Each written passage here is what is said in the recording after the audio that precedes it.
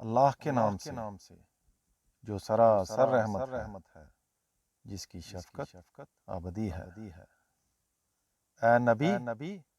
تم لوگ اپنی بیویوں کو طلاق دو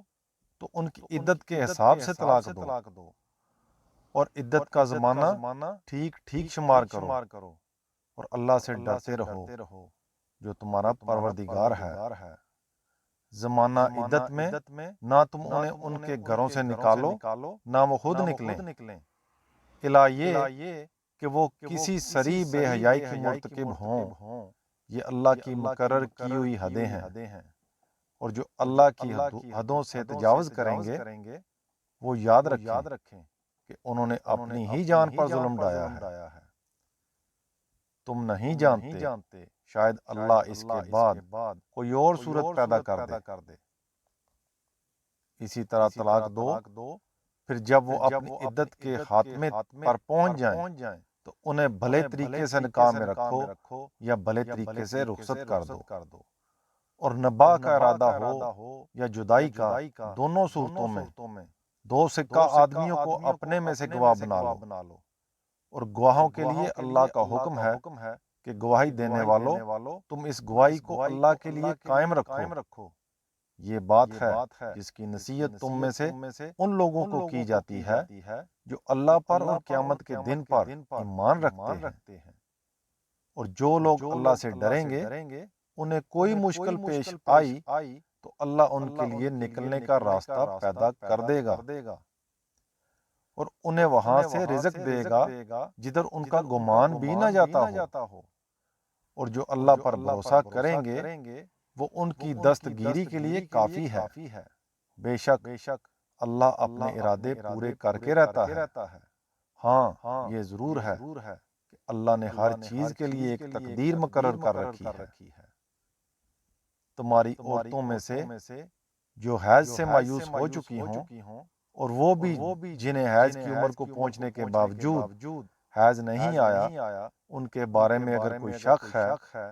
تو ان کی عدت 3 مہینے ہوگی، اور حاملہ عورتوں کی عدت یہ ہے کہ وہ حمل سے فارغ ہو جائیں۔ یہ اللہ کی ہدایات ہیں، ان کی پیروی کرو، اور یاد رکھو کہ جو اللہ سے ڈرے گا اللہ اس کے لیے اس کے معاملے میں سہولت پیدا کر دے گا۔ یہ اللہ کا حکم ہے جو اس نے تمہاری طرف نازل کیا ہے، اور جو اللہ سے ڈرے گا اللہ اس کے گناہ اس سے دور کرے گا، اور اس کی نیکیوں کا اجر بڑھا دے گا۔ زمانہ عدت میں ان عورتوں کو وہیں رکھو جہاں اپنی حیثیت کے مطابق تم رہتے ہو، اور ان کو تنگ کرنے کے لیے ستاؤ نہیں، اور اگر وہ حاملہ ہوں تو ان پر اس وقت تک خرچ کرتے رہو جب تک وہ حمل سے فارغ نہ ہو جائیں۔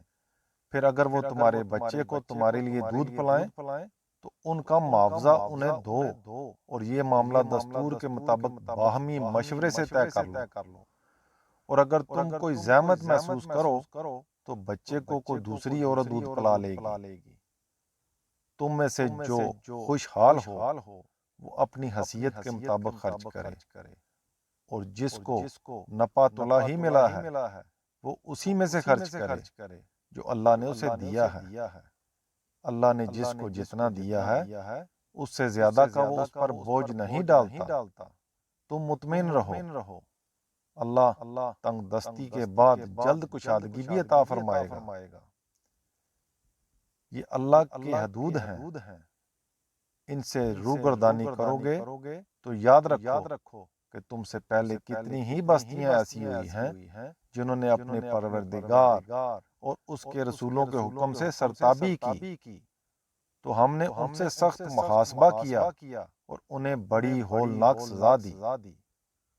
سو انہوں نے اپنے کیے کا مزہ چکھ لیا اور ان کا انجام کار محرومی ہوا۔ اللہ نے آخرت میں ان کے لیے ایک سخت عذاب تیار کر رکھا ہے، اس لیے اللہ سے ڈرو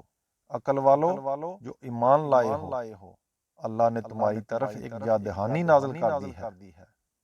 ایک ایسا پیغمبر جو تمہیں اللہ کی آیتیں سناتا ہے، جو ہر چیز کو واضح کر دینے والی ہے تاکہ ان لوگوں کو اندھیروں سے نکال کر روشنی میں لے آئے جو ایمان لائے اور انہوں نے اچھے عمل کیے ہیں،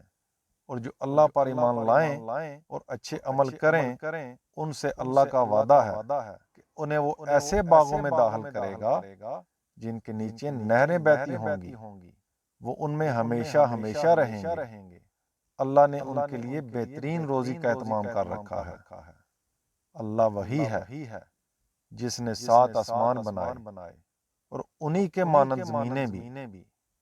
اس کے احکام ان کے درمیان نازل ہوتے رہتے ہیں۔ یہ اس لیے بتا دیا ہے کہ تم جان لو کہ اللہ ہر چیز پر قدرت رکھتا ہے، اور جان لو کہ اللہ کا علم ہر چیز کا احاطہ کیے ہوئے ہے۔